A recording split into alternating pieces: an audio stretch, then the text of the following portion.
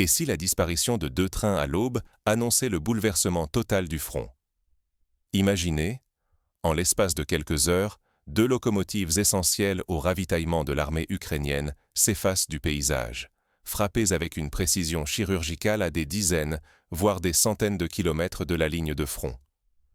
Ce n'est pas un simple incident, ni l'œuvre du hasard. C'est le signal d'une nouvelle ère où chaque convoi, chaque route, chaque dépôt devient une cible exposée, vulnérable, où la logistique, colonne vertébrale de la guerre, tremble désormais sous la menace invisible des drones russes BM-35 et Molnia II. Ces appareils ne se contentent plus de survoler le champ de bataille. Ils frappent loin derrière les lignes, là où l'on se croyait en sécurité. Le BM-35 vise et détruit du matériel roulant en profondeur, tandis que le Molnia II fait mouche sur des cibles mobiles ou camouflées. Leur rayon d'action n'a plus rien à voir avec celui de l'artillerie traditionnelle.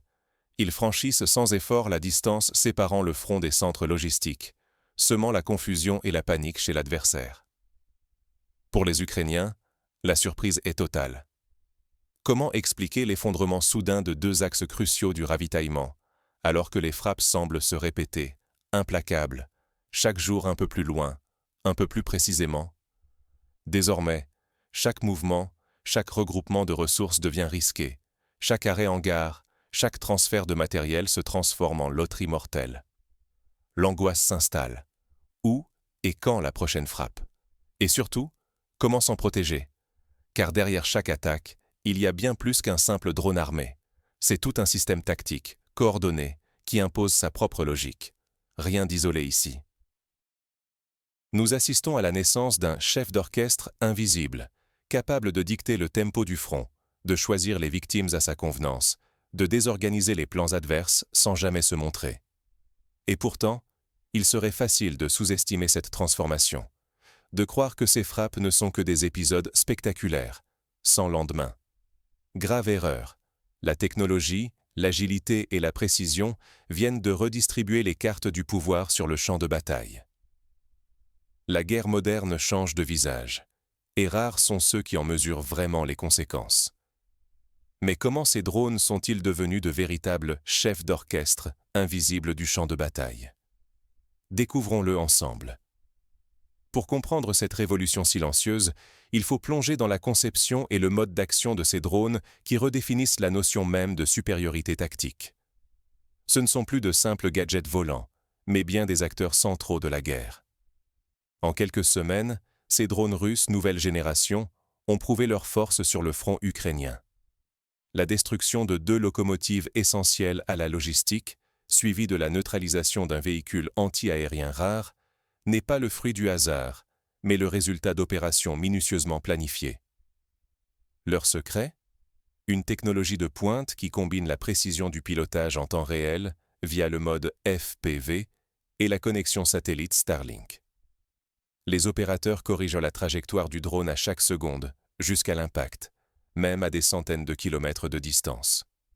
Cela permet d'atteindre des cibles stratégiques bien au-delà de la ligne de front, là où l'ennemi se pensait à l'abri.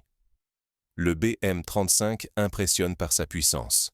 Une charge explosive de 40 kg, capable de frapper des cibles lourdes, qu'il s'agisse de matériel roulant ou de véhicules blindés.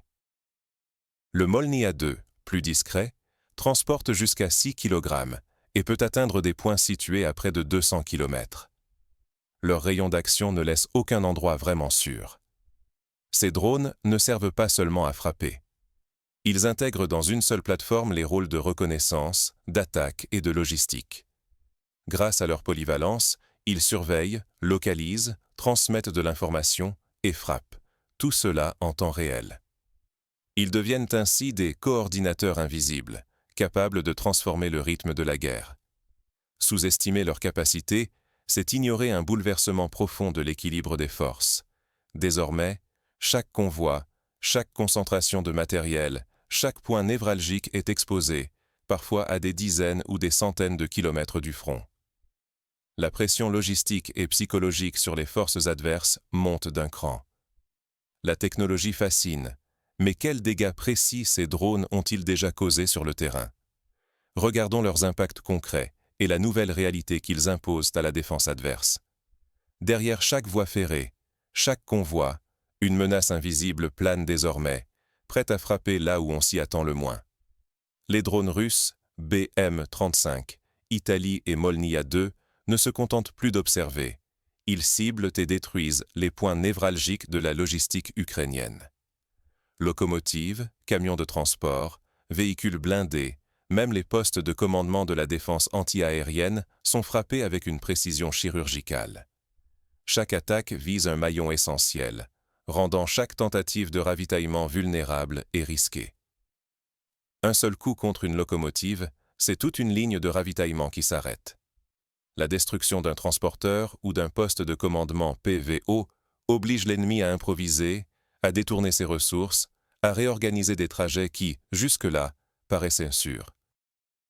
À chaque frappe, le chaos s'installe un peu plus loin à l'arrière. Cette pression ne se limite pas aux dégâts matériels. Les frappes sont coordonnées, calibrées pour désorganiser l'adversaire au moment où il s'y attend le moins.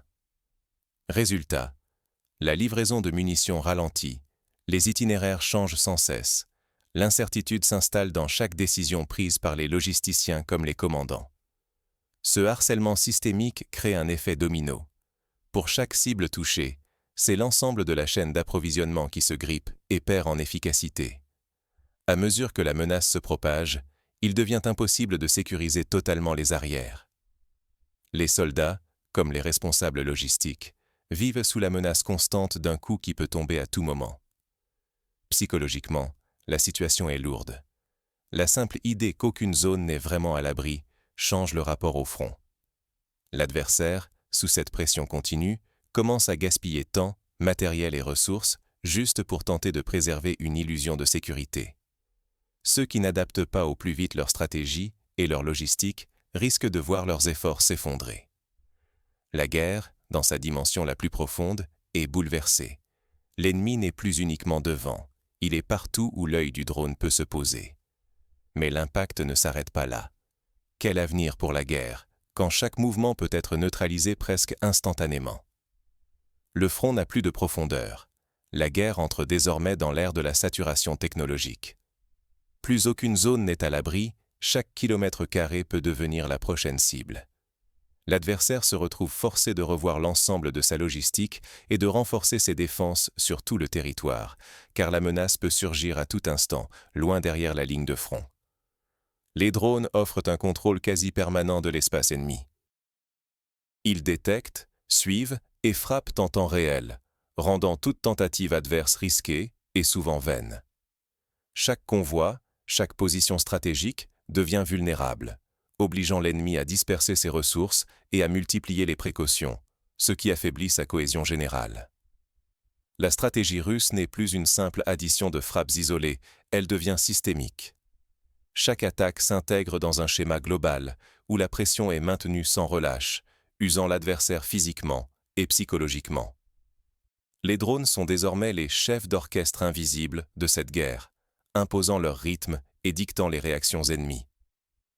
Sous cette pression continue, l'adversaire doit choisir, réagir partout à la fois, au risque de s'épuiser, ou accepter des pertes sur certains axes essentiels. L'erreur coûte cher, car la moindre faille peut être exploitée instantanément. L'efficacité des drones force l'ennemi à improviser, fragmentant ses efforts et exposant ses points faibles.